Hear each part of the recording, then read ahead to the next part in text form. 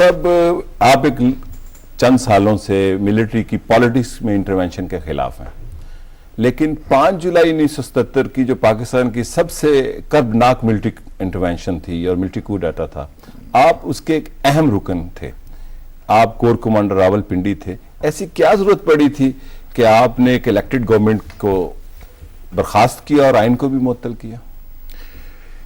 یہ بدقسمتی کی بات ہے اس ملک میں کہ بغیر چیز کو سمجھے کرٹیسزم شروع ہو جاتی ہے. پتہ کرتے ہیں کیا ہوا کیسے نہیں ہوا.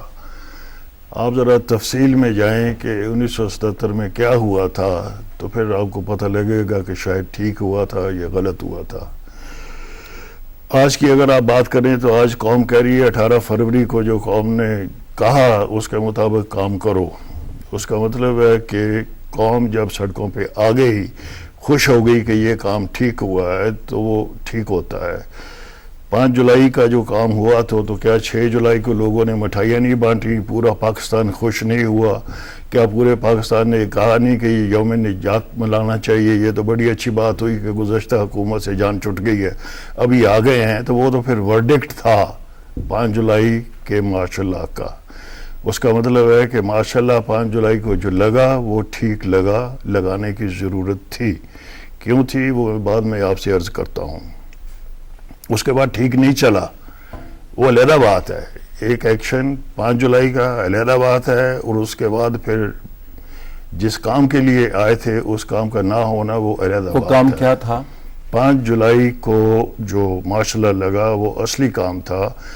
فوج جمہوریت کے چیمپئنز کے طور کے اوپر آئی تھی. 2 پارٹیوں میں جو فیصلہ نہیں ہو رہا تھا ان کو علیحدہ علیحدہ کیا، اور اس کے بعد کہا کہ جی الیکشنز کراؤ اور اس کے بعد چلے جاؤ.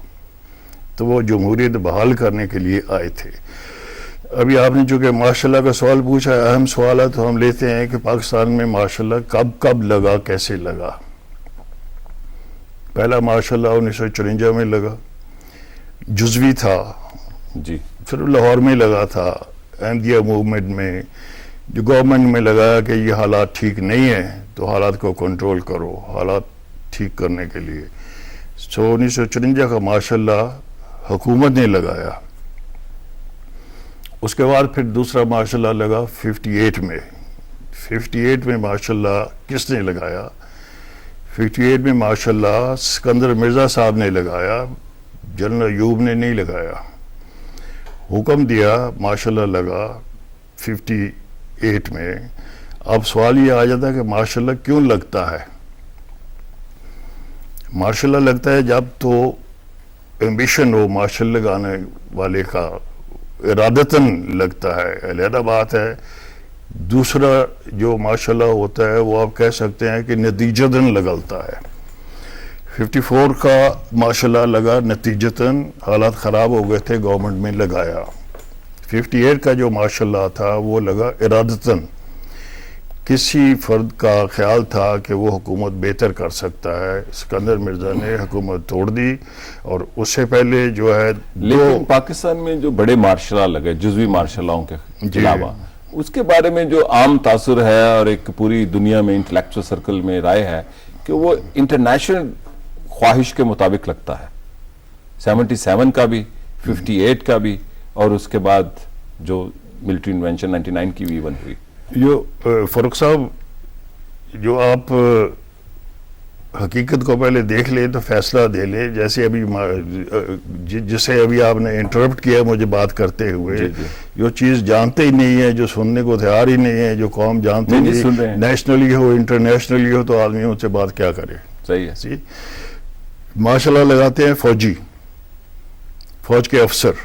پاکستان میں کبھی کسی افسر نے ماشاءاللہ نہیں لگایا سوائے کمانڈر ان چیف کے. یہ اب آپ لیتے ہیں فوجی افسر کے کریکٹرسٹکس.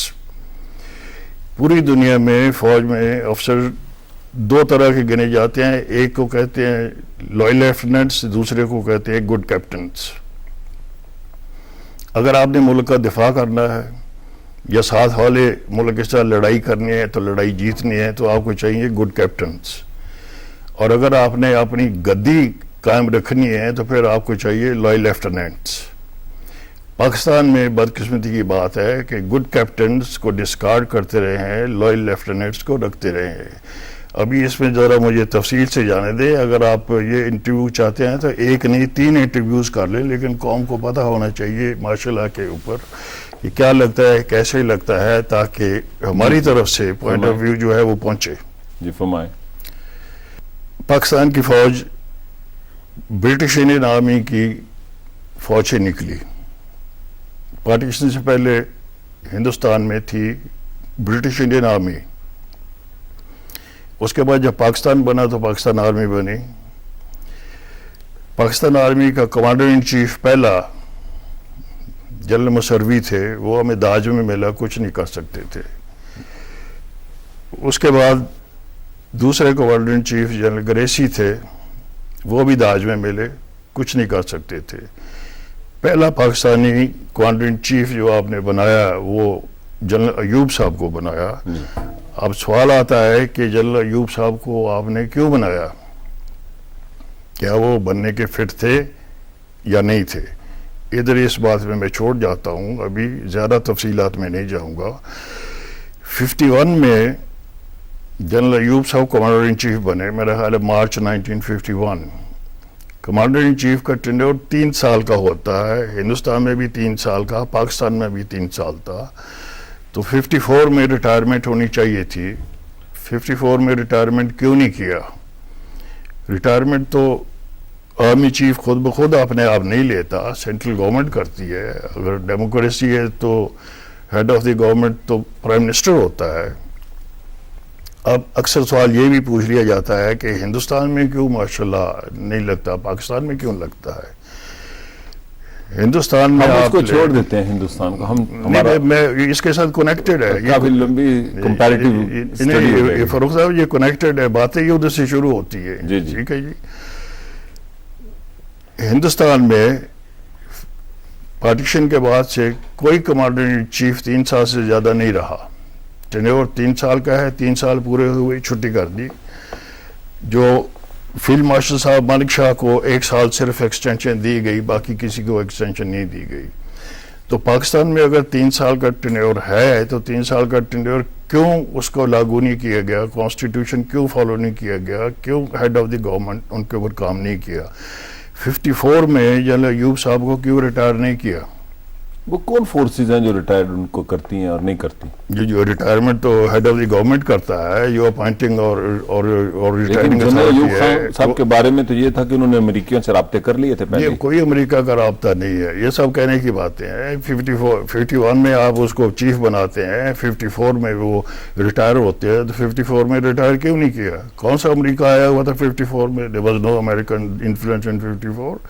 آپ خود اپنی غلطیاں ماننے کو تیار نہیں ہے، دوسرے کے اوپر آپ الزام لگاتے ہیں.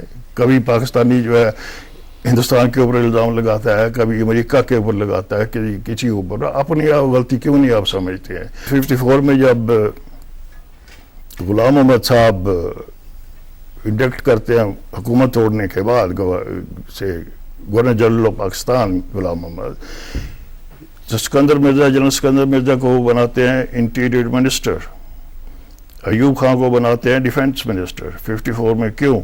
آپ نوکر کو ساتھ آپ کے کیوں آپ اس کے بٹھاتے ہیں، ڈیفینس منسٹر بناتے ہیں؟ وہ جب دونوں آپ گورنمنٹ میں پھر رکھتے ہیں تو وہ آپ کی اندرونی کارروائی دیکھتے ہیں، سارا کچھ دیکھتے ہیں. تو پھر خوبصورت آدمی وردی میں بھی اچھا لگتا ہے، دل میں خیال آتا ہے کہ سارا کچھ تو میں بہتر کر سکتا ہوں، اپنے آپ کیوں نہیں کر سکتا؟ تو پھر جو ہے نا دماغ خراب ہوتا ہے، پھر آپ گمراہ ہوتے ہیں. 54 میں ریٹائر نہیں کیا، 55 56 57 58 تک کیوں ان کو رہنے دی گیا چیف؟ 58 میں پھر سکندر مرزا نے جب معاشلہ لگایا، اس کے بعد جو ہے پھر ایوب صاحب نے ان کو چلتا کر دیا. ٹھیک. اب 58 کا معاشلہ جو میں پہلے ایکسپلین کر رہا تھا وہ ارادتاً تھا، کمانڈر ان چیف کی مرضی تھی کہ وہ لگے. 54 والا نتیجتاً تھا، 58 والا ارادتاً تھا. اس کے بعد پھر آتے ہیں پھر ماشاءاللہ کب لگا؟ 69 میں یحییٰ صاحب نے جو ہے وہ بھی ارادتاً تھا، وہ چاہتے تھے کہ حکومت کرے، وہ نتیجتاً نہیں تھا. اس کے بعد پھر آپ چلے جاتے ہیں، نیکسٹ آ جاتا ہے 77 والا منی مارشل لا جو تھے. پھر آپ 77 ضیاء اللہ بھٹو صاحب کی حکومت میں لگے, پھر 77 میں آپ آتے اور ہیں. اس کے بعد مین مارچ 77 میں